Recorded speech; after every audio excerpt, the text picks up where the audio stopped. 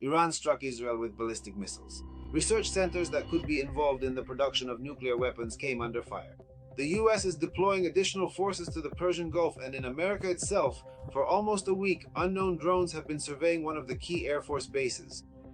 The drones were not intercepted, and it is unknown who launched them. The deployment of American troops to the Middle East could threaten Donald Trump with impeachment. The Ukrainian Navy has begun testing American maritime drones. The hunt for Russian Ka-52 helicopters continues. Another Alligator was destroyed the day before. What is a middle strike, and how is this tactic changing the balance of power in the war against Russia? Russians are increasingly complaining about internet blockages in the Russian Federation, and could the protest mood in Russia turn into something bigger? All this and more only here on our program. These are today's news. Have a good Sunday. My name is Bodan Lozuko, and subscribe to our channel, give this video a like, and let's get started. More than a dozen damaged houses and over 100 injured. Iran has launched another ballistic strike on Israel. This time the missiles hit the cities of Arad and Dimona. One of the missile strikes was caught on camera. The witness survived by a miracle.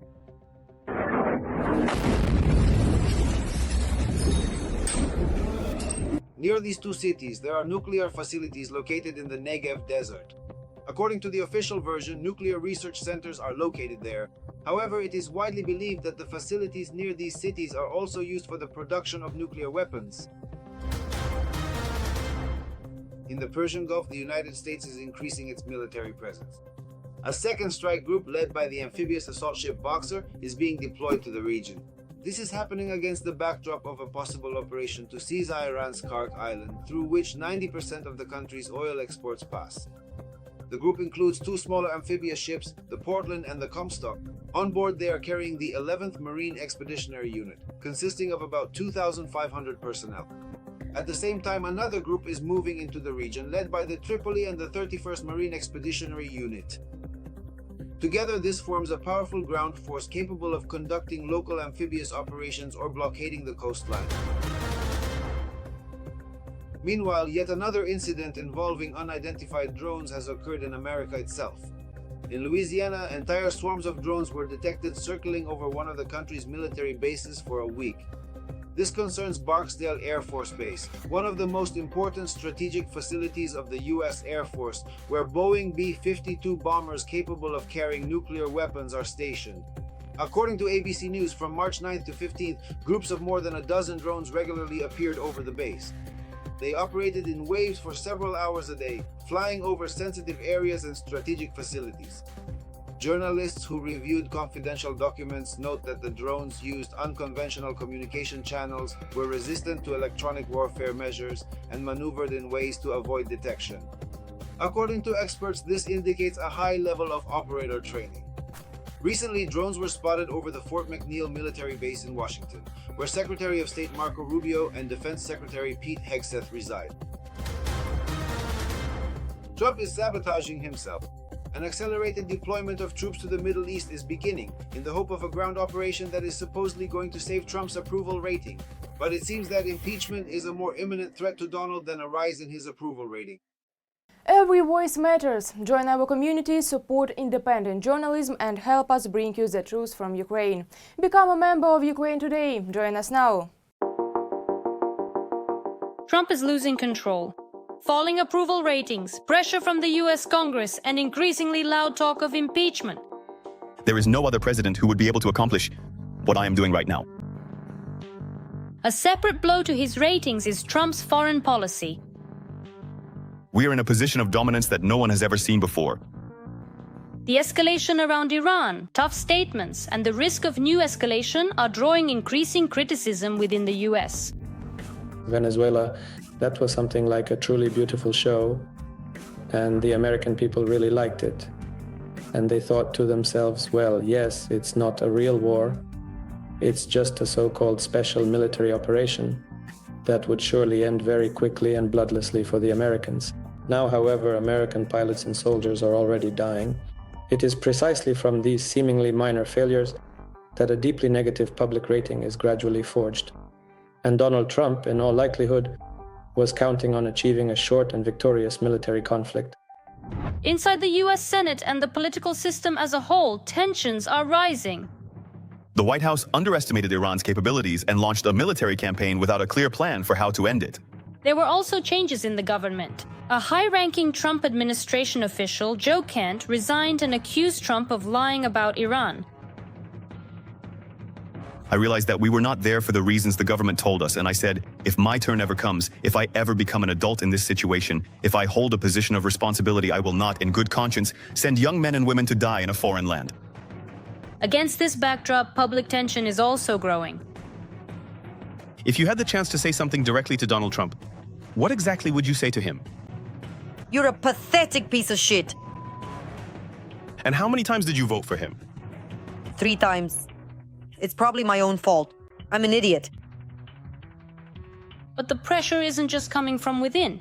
Allies in Europe are reacting more and more cautiously to Washington's actions. Many countries are in no hurry to support Trump's hardline approach. Alice Weidel, leader of Germany's far-right AfD party, harshly criticized the US operation in Iran. She stated that Washington started a war without an exit strategy. In this case, Trump has managed to achieve all three: the discontent of the domestic elite, the public, and international partners. Even the long-awaited meeting with Xi in April was cancelled. I feel like I need to be here. That's why we asked to postpone it for about a month. I'm looking forward to meeting with him. And it seems the American leader has run out of options. In his books and in his speeches at various stages, there was a phrase that he still sticks to: never admit your guilt. But I would add, shift the blame onto others as much as possible. And so here is China. He partially shifted the blame onto China and everyone else, and the meeting is postponed. In other words, there are no trump cards left to play. And everything that could have been sold as a success has not been presented as a success. Nevertheless, despite the dissatisfaction, the US is accelerating the deployment of troops to the Middle East. Trump continues to move forward. But for what purpose? Is it an attempt to boost his ratings, or on the contrary, to lose what he already has? When Trump started this operation, he thought, well, that this operation, which in reality is already a conflict that could escalate into a major war, could indeed escalate.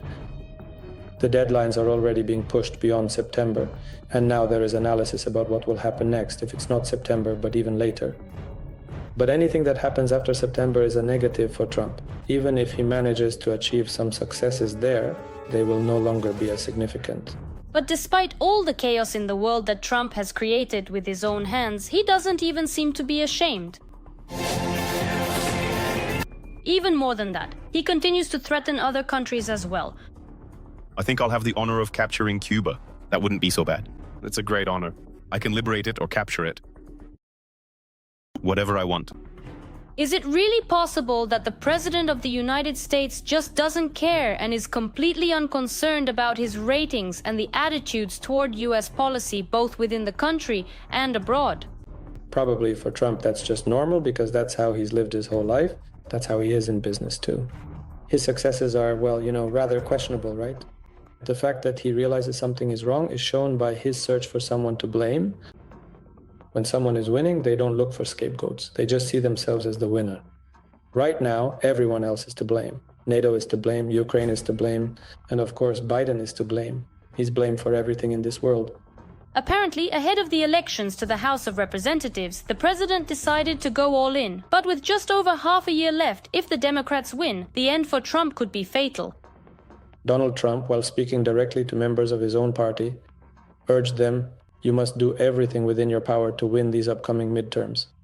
Because if the Democrats take control, they will certainly move to impeach me. In other words, he fully understands what's at stake. But, there's something remarkable here. That is, he's afraid of this, and yet his actions seem to attract it. The American leader is left without allies, without support from the Senate, and just as importantly, without the trust of the public. And it seems that every decision he makes only buries him deeper, and there's no way back anymore. And who knows, maybe impeachment isn't that far off anymore.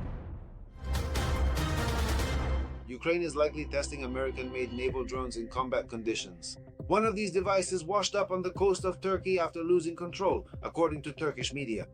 We are talking about the AGRV surface drone. The device is about 10 meters long, can reach speeds of up to 45 kilometers per hour, travel up to 900 kilometers, and carry up to 300 kilograms of payload, operating autonomously. Journalists suggest that the drone may have been used by Ukraine against Russia and for unknown reasons drifted to the Turkish coast.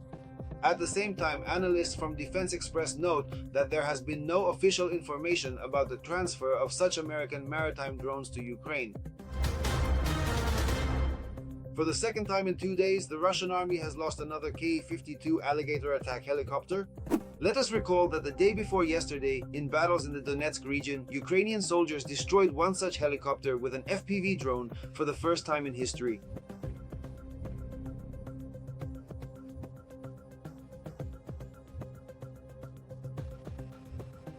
This incident is already being called historic. Previously, such drones had mainly succeeded in shooting down multi-purpose aircraft, but not attack helicopters of this class.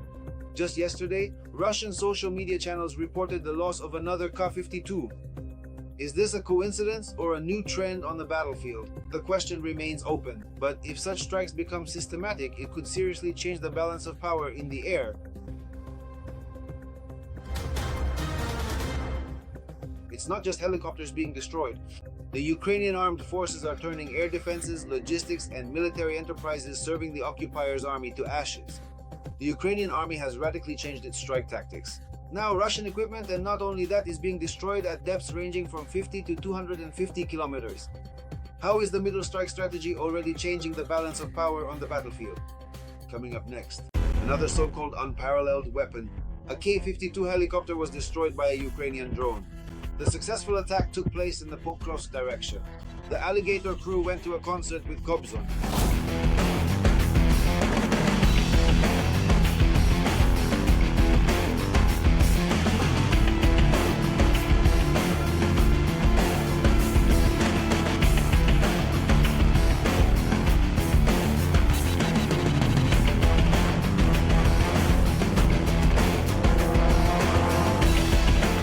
On the night of March 19th, Ukrainian drones delivered a devastating strike on the temporarily occupied Crimean Peninsula. The target was a plant for the production and repair of air defense systems.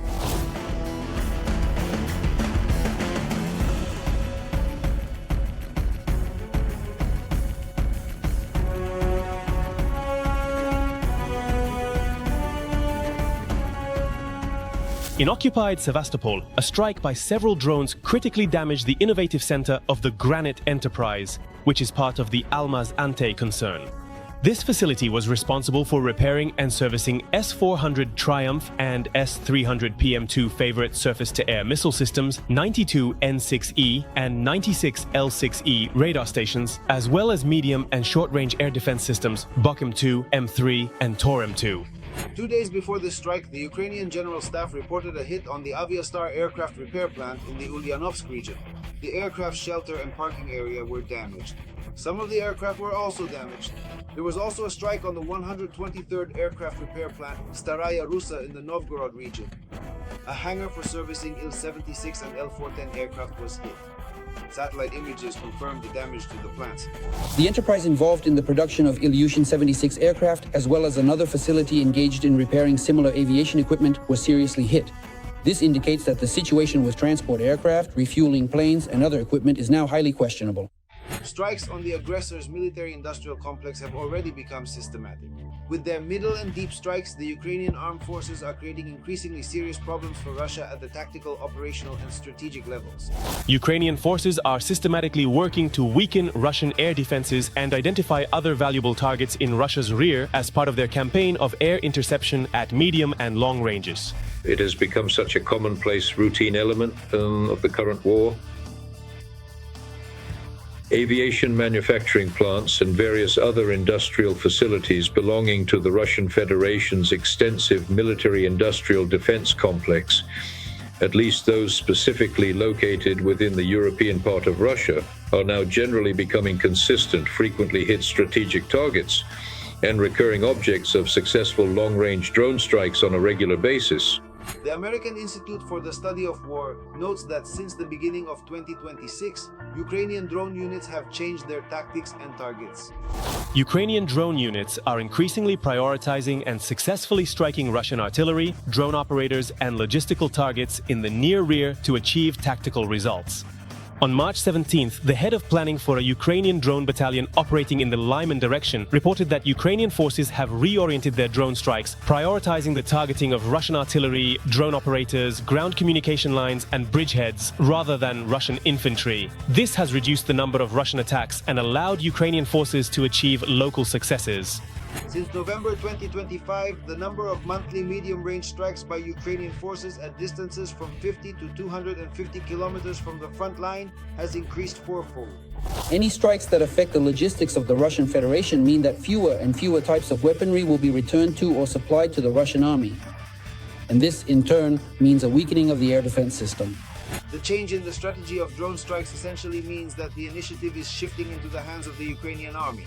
This was even indirectly confirmed by the Secretary of the Russian Security Council and former Defense Minister Sergei Shoigu, who recently stated that there are virtually no safe regions left in the Russian Federation. Russians are complaining en masse about internet blockages. Users across the country are reporting connection failures, being unable to open websites, use messengers, or even access basic online services. In some regions, the network has disappeared completely. I can't live in this country anymore. It's simply become impossible to stay here. All my goals, all my dreams regarding work, regarding scaling up, it's all just going to hell. And right now, I've had a nervous breakdown. Well, let's get the popcorn ready because this is just the beginning. It seems that Russians are finally starting to feel the consequences of policies they previously chose to ignore.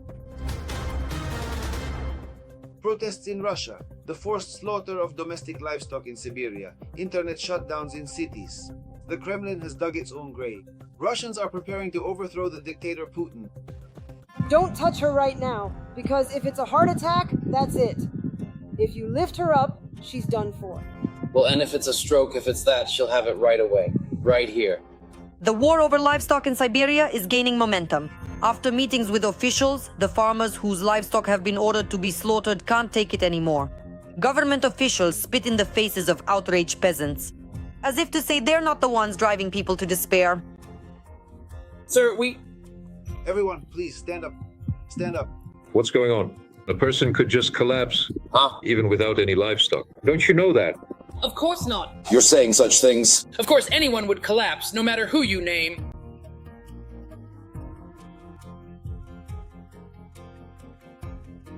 And yet they still say that she just slipped and fell on her own. Who will be held responsible for this? This isn't just the destruction of livestock, it's the destruction of people. Without any shame or conscience, they're tormenting people. They've only just announced that the livestock will be destroyed. And what will happen to her when they come to take their livestock? And what if something happens to her? Father can't take it. Your greed and bad policies mean I'll lose both parents together. What did we do to deserve this? People are living in fear. Mom said she would go, and Dad said he'd do something to himself too. A column of Oman has once again visited the village of Koziha, whose name now echoes throughout all of Russia. You don't believe in anything anymore. Not in the authorities, not in anything at all.